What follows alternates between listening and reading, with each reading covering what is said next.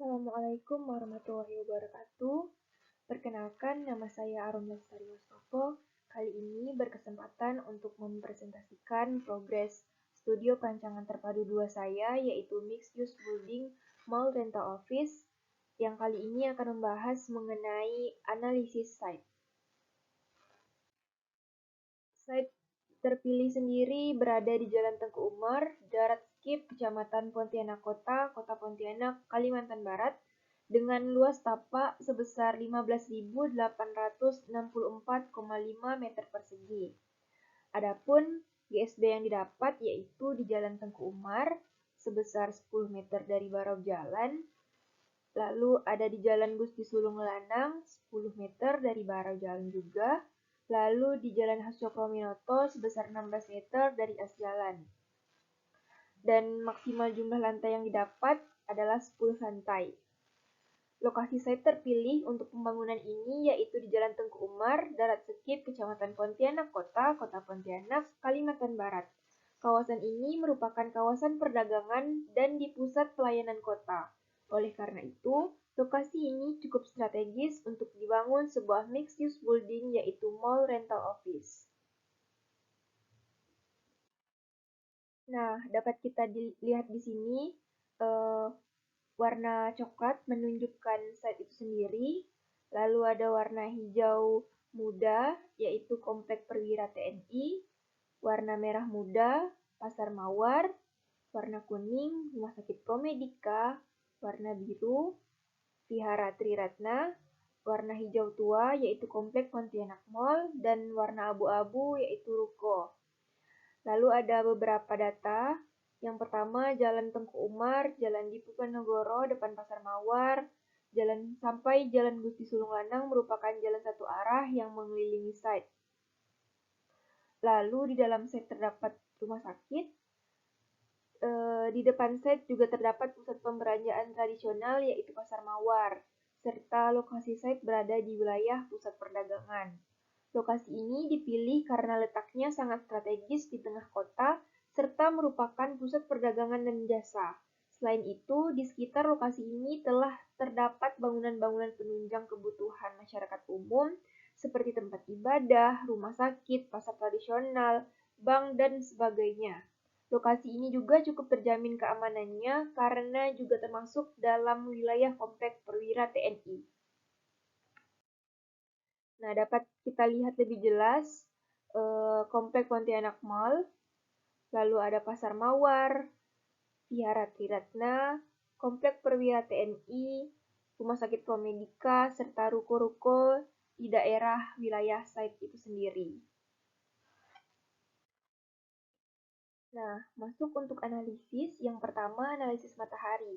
Didapatkanlah data yang pertama pada sekitar pukul 6 sampai 9 pagi, intensitas panas matahari cukup rendah.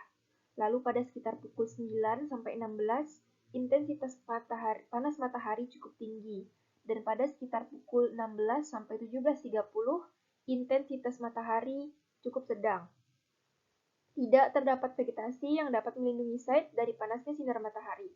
Lalu dilakukanlah analisis, yaitu pada daerah tropis dengan intensitas matahari sepanjang tahun, orientasi bangunan sangat berpengaruh signifikan terhadap pencahayaan di dalam bangunan.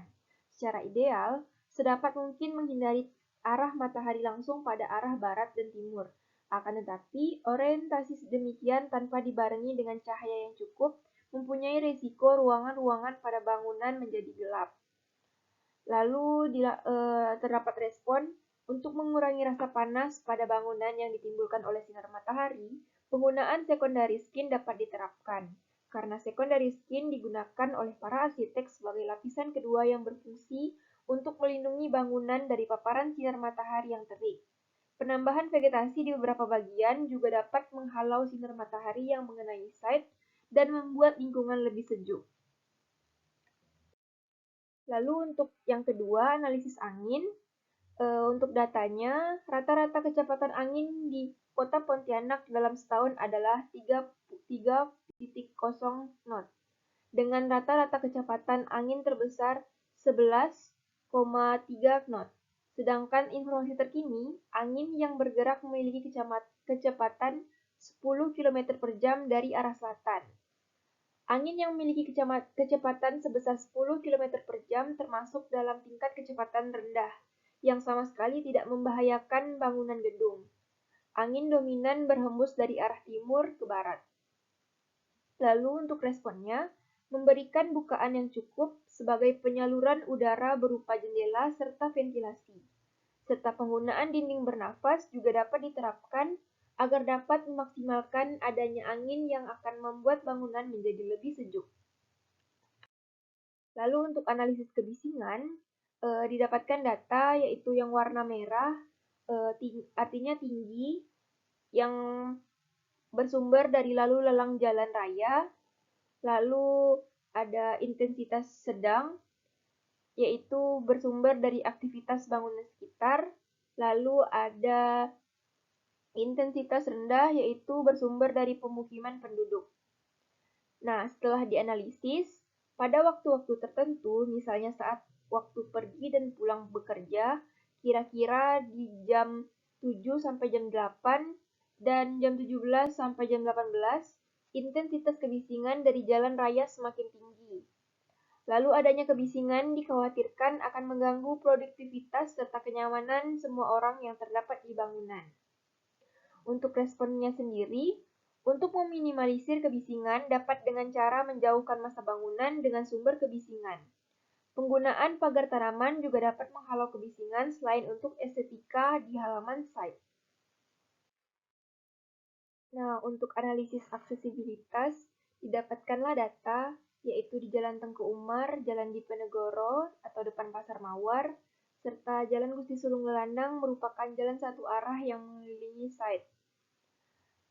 Untuk analisisnya, sirkulasi satu arah yang mengelilingi site tentunya akan mempengaruhi aksesibilitas menuju site. Penyusunan jalur masuk dan keluar yang disesuaikan akan mempermudah akses menuju site dan sirkulasi akan menjadi lebih efisien. Dan untuk responnya, membedakan jalur masuk dan keluar kendaraan, dan meletakkannya seefisien mungkin menyesuaikan arah datang dan keluar kendaraan di jalan sekitar site. Dapat dilihat di sini bahwa lingkaran biru merupakan pintu masuk, lingkaran merah merupakan pintu keluar, dan tanda anak panah hijau merupakan arah datangnya kendaraan.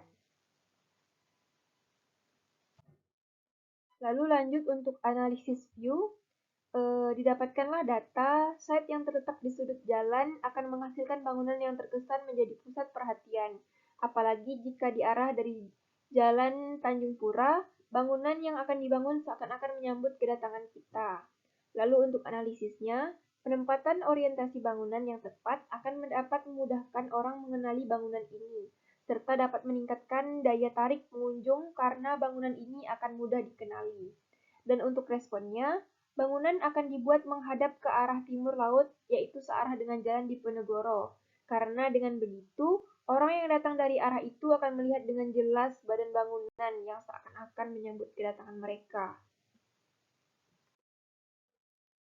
Lalu ada analisis curah hujan.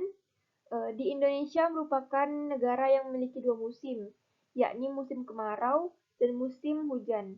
Dan kota Pontianak merupakan salah satu kota yang memiliki curah hujan yang cukup tinggi.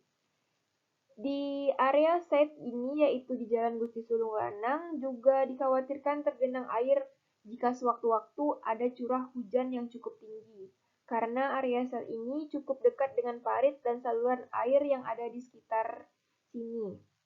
Lalu analisisnya, jika dilihat dari data atas yang sudah didapatkan, maka kita diketahui area di sekitar site pastinya juga memiliki risiko yang akan tergenang air jika curah hujan cukup tinggi. Dikarenakan risiko tersebut, alangkah ada baiknya dilakukan pencegahan dan mengatasi masalah jika terjadi genangan pada area ini, supaya area site yang akan nantinya dibangun tidak tergenang air. Lalu untuk responnya, meninggikan lahan site dari muka tanah, maka site tidak akan kemasukan air dan tidak akan menggenang di muka dan bahu jalan, serta mengalirkan air yang tergenang ke saluran drainase. Selain hanya meninggikan lahan site, alangkah baiknya juga diberi lapisan, Yang direkomendasikan sebagai pelapis tersebut adalah grass block. Alasan menggunakan grass block dibanding paving block karena grass block bukan hanya sebagai pelapis bahan dan penggantinya juga mudah. Grass block juga berfungsi sebagai penyerap air yang tergenang ke tanah dibanding paving block. Lalu untuk analisis aromatik, di dekat site terdapat tempat pembuangan sampah umum dan pasar tradisional. Lalu analisisnya, pasar tradisional dan tempat pembuangan sampah di dekat site terkadang menimbulkan aroma yang tidak sedap.